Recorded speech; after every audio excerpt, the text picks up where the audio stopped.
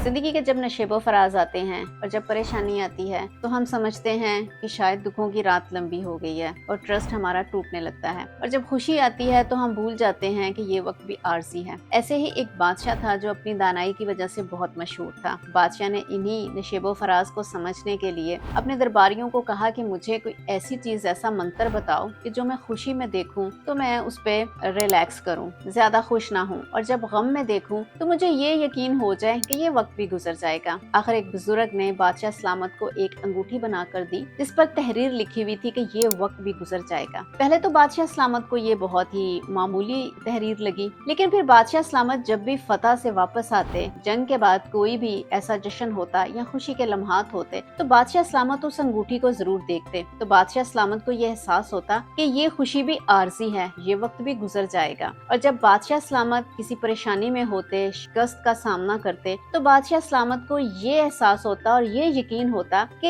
ये दुखों की रात भी गुजर जाएगी, और बादशाह सलामत बिल्कुल रिलैक्स हो जाते। इसी तरह से अगर हम इस नुक्ते पे गौर करें कि जिंदगी के नशेबो फराज सबके साथ चलते हैं, खुशियाँ हमेशा नहीं रहती, लेकिन हम जब खुशियों में होते हैं तो हम भूल जाते हैं, हम कहते हैं ये वक्त सदा रहेगा। और जब दुख आते हैं, परेशानियां, तकलीफ आते हैं जो कि जिंदगी का हिस्सा है, तो तब भी हम भूल जाते हैं कि ये दुखों की रात हमें बहुत लंबी लगती है। तो इस यकीन के साथ चलना है कि वक्त एक सा नहीं रहता।